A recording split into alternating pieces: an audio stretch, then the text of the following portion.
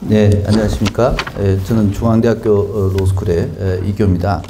여러분들 오늘 시험 문제에 대해서는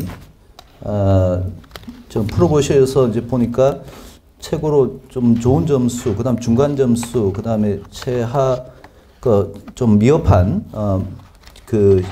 시험 답안지 이렇게 이제 저한테 주셨습니다. 그러면 1번 문제부터 이렇게 풀어서 이제 설명을 하도록 하겠습니다.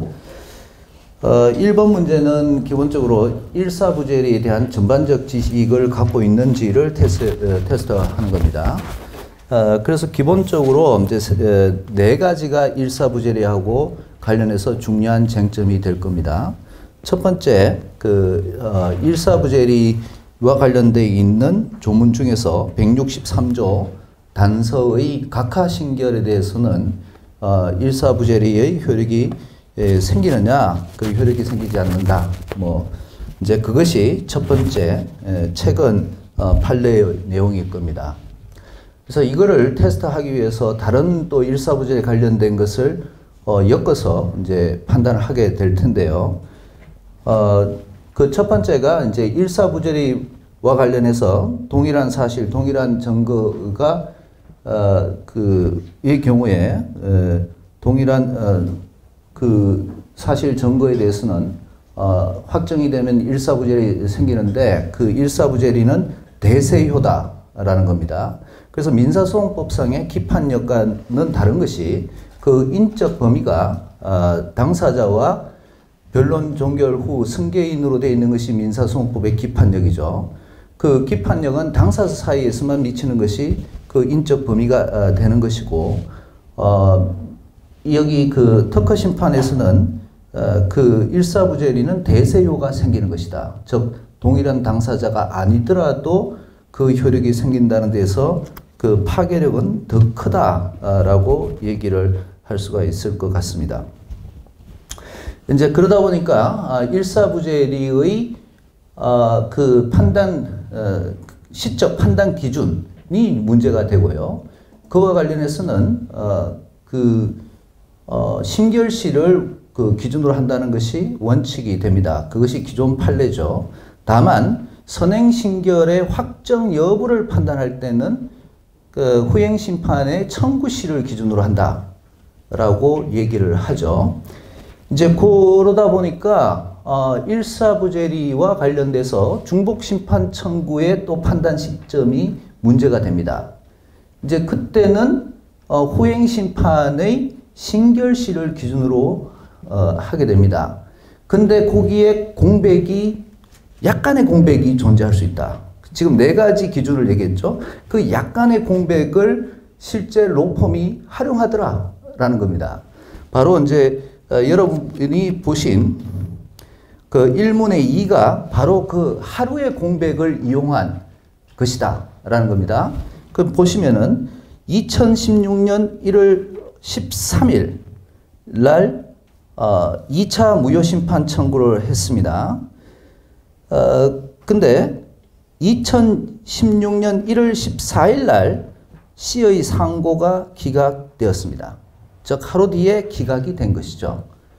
그러면은 예를 들면은 일사부재리와 관련했을 때는 그 선행신결의 확정을 어느 것을 기준으로 하느냐, 후행심판의 청구시를 기준으로 하니까 하루 전날 후행심판을 청구했기 때문에 일사부재리 걸리지 않아요. 그런데 중복심판 청구와 관련해서는 후행심판의 신결시를 기준으로 한다고 했기 때문에 앞에 일사부재리 걸릴 뿐만 아니고 중복심판 청구에도 걸리지 않는 겁니다. 왜? 그때는 앞에 신결이 이미 확정이 되어버렸다. 그럼 이거 좀 부당한 거 아니야? 라고 하는데 이걸 기가 막히게 우리나라 대형 로펌이 그 틈을 비집고 들어간 겁니다. 그럼 이제 대법원은 고민하겠죠. 이 공백을 인정하는 것이 타당할 것인가? 타당하지 않을 것인가? 일단 그 공백을 인정하는 것이 타당하다라고 보는 겁니다. 그런 것은 여러 가지 이익을 조율해 보니까 문제다. 뭐 문제가 아니다. 이렇게 하다가 문제가 아니다라고 판단을 한 것이죠. 그래서 그 공백에 대한 정확한 이해를 하고 있는지를 테스트하는 것이 2번 문제다. 그죠? 선행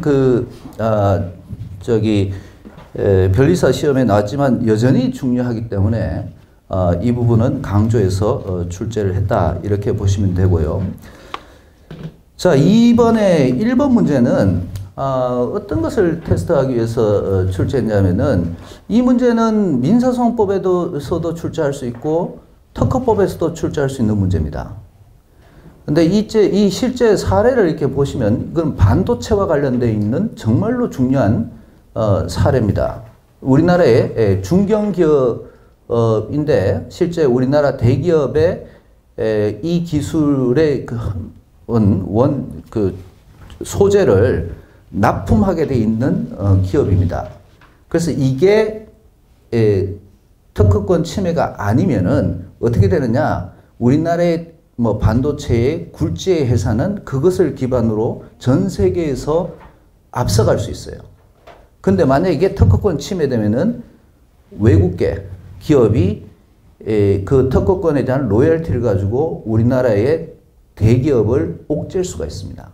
그래서 이 판결이 굉장히 중요한데 가만히 보면 우리나라의 기업이 이 중견기업이 여기에 특허에 대한 자신감이 있었던 겁니다. 그래서 뭐라고 했냐면 1차를 하는데 여기는 뭐 기재불비에다가 신규성에다가 진보성에다가 막 여러 가지 특허법상의 이슈가 있습니다. 1차 감정을 하는 거죠. 감정을 하기 전에 구성요소가 여러 개일 거 아닙니까? 거기에 특허도 여러 개일 거고. 그래서 특허 1이 있다, 구성요소 1이 있다, 1에 대한 특허가 있고요. 구성요소 2에 대한 특허가 있다고 칩시다. 그래서 구성요소 1에 대한 특허는 당연히 이 경우 네가 있다고 쳐보자. 그렇다 치더라도 그건 잘못됐어. 내가 하더라도 그거는 진실에 반해. 그 다음에 진실에 반하거나 착오에 온 것이야 라고 얘기를 합니다. 만약에 감정을 하더라도 그거는 기본적으로 네가 특허를 가질 수 있는 것이 아니야. 설사 네가 특허를 가졌다고 해도 이건 반진실이고 착오야. 그래서 반진실이고 착오야 하는 부분은 감정 신청을 해서 그 확인을 받았습니다. 자, 이러니 엄청난 자신감이죠. 근데 이제 문제는 이제 발생한 거예요. 올라가면서 구성요소 1에 대해서 갑자기 법원에서 이거는 반진실이 아니고 착오도 아니야 라고 하니까 이때부터는 얘기가 달라지죠. 그러면은 앞에 분 자기가 인정한 구성요소 1에 대한 특허를 네가 가진다는 것이 갑자기 인정돼 버린 거예요. 이제 그때 인정되면서 야, 이거를 어떻게 대응하지? 라고 하면서 생긴 문제가 이 문제입니다. 굉장히 우리나라 중견기업으로서는 타격을 받은 판결이다라는 겁니다. 이제 그게 민사소송법적 의미로 보면 그냥 재판상 자백에 관련된 문제가 재판상 자백의 취소에 관련된 문제로 되니까 그렇게 정리가 되지만 실제 그 실무에서는 우리나라 반도체 산업의 전 분야에 영향을 미칠 수 있는 굉장히 중요한 판결이기 때문에 아무리 강조를 해도 지나치지 않는 그런 것이다. 다만 이 문제를